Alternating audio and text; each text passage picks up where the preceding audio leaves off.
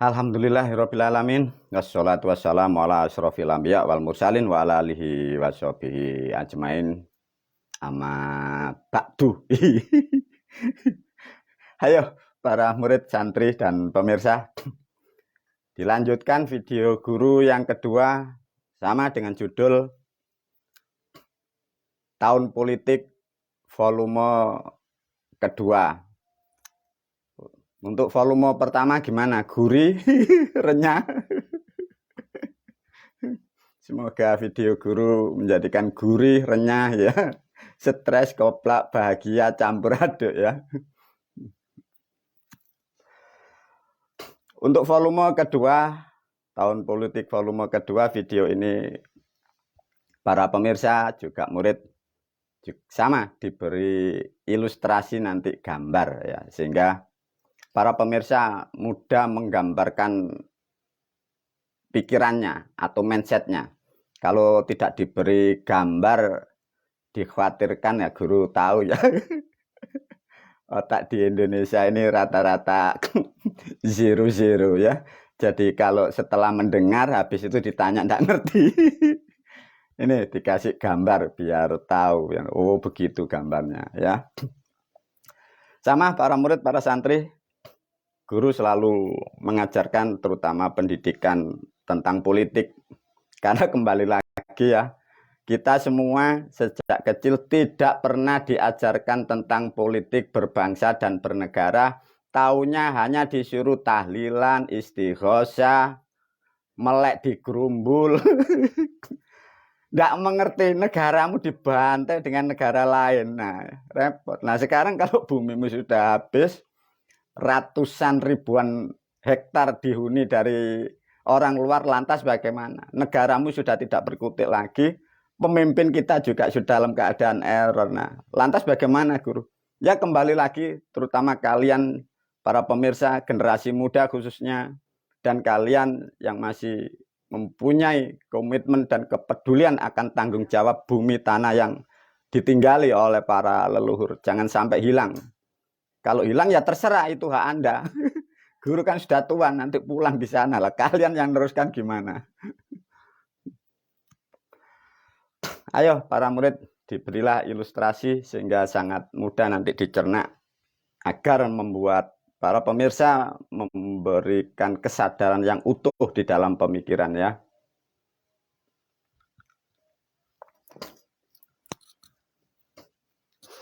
Nah, ini ilustrasinya.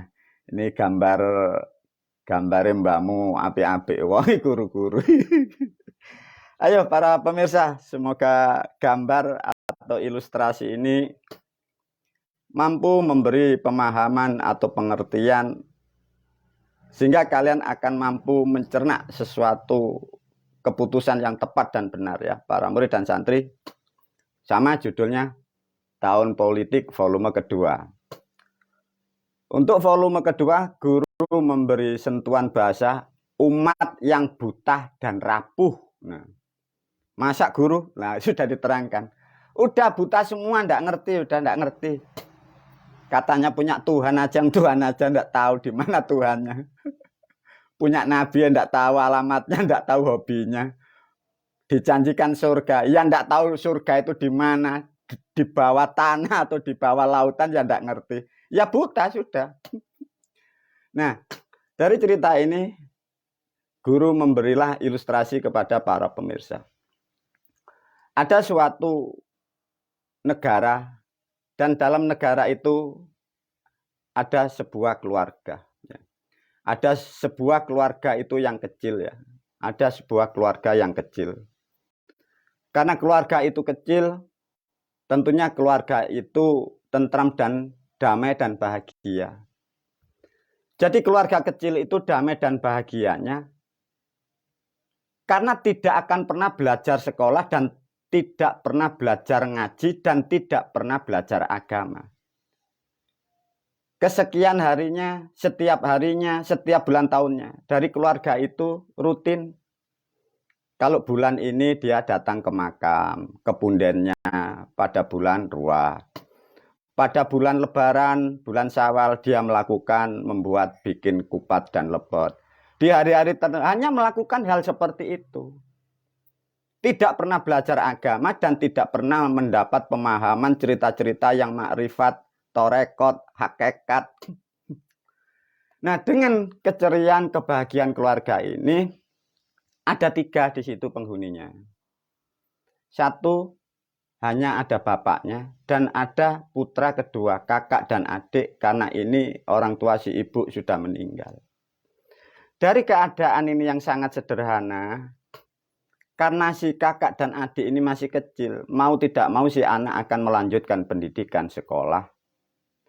Karena dari keluarga yang sangat kecil, kemungkinan si anak kecil ini sekolahnya di mana?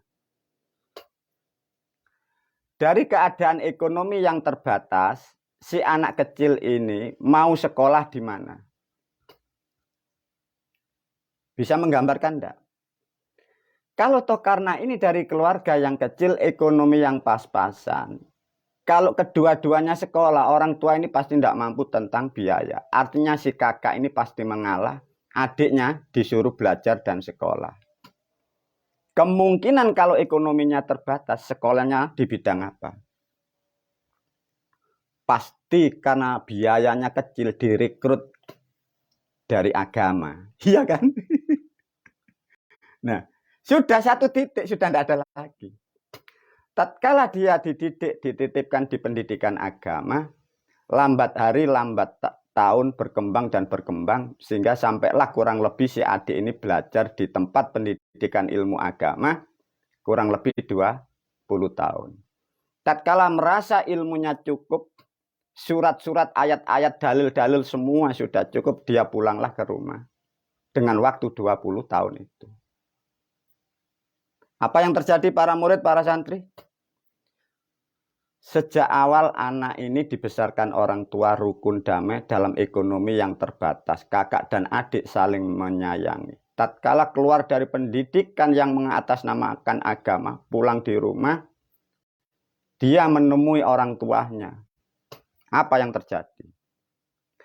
Karena isi otaknya ini sudah baru, sehingga apa yang dilakukan orang tuanya selama sejak kecil yang ratusan tahun, si anak ini menasihati orang tuanya.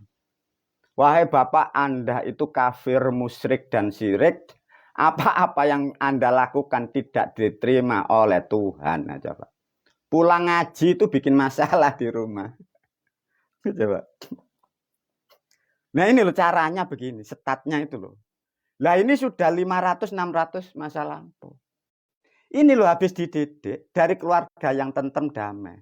Pulang ini orang tuanya sudah dimusyrik-musyrikkan, disirik-sirikkan. Apa-apa yang dilakukan orang tuanya tidak diterima Tuhannya. Sudah mulai ada pertengkaran. Lah pertengkaran ini sudah ada sejak 500-600 tahun masa lampau. Dan sampai sekarang dimanapun, tatkala habis belajar dari tempat itu, kalau pulang ini pasti bawa masalah. Yang asalnya rukun damai jadi tercerai-berai. Nah ini sampai seluruh dunia. Nah dari peristiwa ini anak mulai berani. Bapak murtad, bapak kafir, musyrik, syirik. Namanya orang tua kan tidak terima. Tapi mau dimarahin namanya anak. Dikira dapat ilmu yang baru, dikira benar. Mau tidak mau orang tua akhirnya mengalah. Dengan kesadaran sedikit, orang tua pun dalam keadaan yang tidak nyaman karena anaknya sudah berubah. Mau dimarahi anak, tidak dimarahi karena sudah mendapat ilmu yang baru. Si anak juga begitu. Barangkali bapak saya belum tobat ya. Dia sedikit mengalah. Sehingga terjadilah komunikasi yang baik lagi. Tatkala terjadi komunikasi yang baik, akhirnya si bapak menyuruh si anaknya tadi yang keluaran dari sekolah agama. Karena ada kewajiban, karena ini keluarga yang kecil, keluarga pas-pasan, disuruhlah ini cari kayu bakar untuk memasak nasi. Karena si anak diwajibkan perintahnya harus dinasihati orang tua, harus dijalankan, terpaksa anak ini dengan bangga, dengan senang mengikuti arahan orang tua mencari kayu bakar. Apa para pemirsa, para murid? Tatkala dia mencari kayu bakar, dia masuklah menuju ke hutan. Namanya mencari kayu bakar. Kira-kira bawa kitab, bawa ketepil, atau bawa arit. Namanya kayu pasti bawa arit. Karena sudah ada pemahaman yang baru, mendapat ilmu baru, mendapat dogma baru. Dia menuju ke hutan. Tidak mengerti kalau di hutan itu ada si penggembala sapi. Waktu si penggembala sapi ini, karena ini hutan, mengembala sapi, dia itu membawa hewan anjing sebagai pelindung si penggembala dan sapinya. Tidak mengerti kalau yang menggembala ini kakaknya menghadap di sana. Karena ini orang yang tidak mampu, ekonominya pas-pasan. Dia pakai kaos, kaosnya gambarnya Palu Arit. Apa para murid, para santri kira-kira? Coba. Otaknya di sini sudah kobong, sudah terbakar, ya. Mau cari kayu di hutan. Dilihat di pinggir hutan ada penggembala sapi. Dilihat bawa anjing. Waktu berdiri si penggembala, dilihat kaosnya ada gambar Palu Arit. Apa para murid, para santri? Karena otaknya sudah stres, sudah error. Ini pasti komunis. Ini nanti menghancurkan negaraku. Ini nanti mempengaruhi orang tuaku. Dibiacot kaburi. Loh, coba. Bagaimana para pemirsa? Apa? Ya, disuruh cari kayu bakar, bawa arit, bawa parang. Tidak tahu di situ ada si penggembala sapi, karena di hutan pasti bawa teman anjing untuk pelindung. Lah waktu berdiri dilihat dari belakang, penggembala enggak tahu kakaknya. Lah kakaknya ya enggak tahu dapat kaos dari mana. Wong namanya menjelang Pilpres. Dikasih gambar Palu Arit kan enggak ngerti, namanya orang kampung.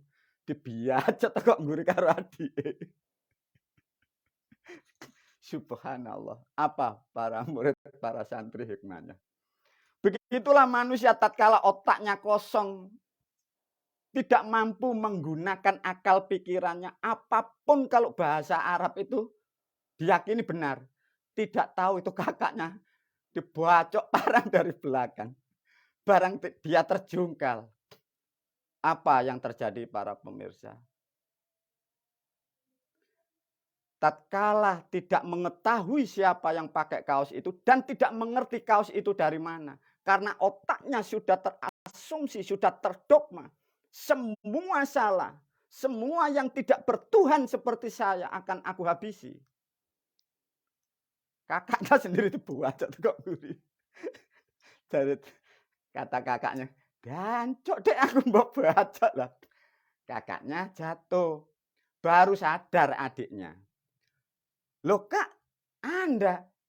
"Iya wis kadung ya, sudah terlanjur gimana?" Apa para murid, para santri? Melalui video ini saya bertanya kepada kecerdasan Anda, kepada mental spiritual Anda, dan saya melalui video ini mempertanyakan kredibilitas nilai kemanusiaan Anda. Kalau Anda sebagai manusia yang beragama tadi yang bawa parang, Anda bersyukur atau Anda bangga atau Anda menyesal? Atau bersyukur juga bangga, menyesal karena itu kakak Anda. Wabillahi taufiq wal hidayah. Wassalamualaikum warahmatullahi wabarakatuh.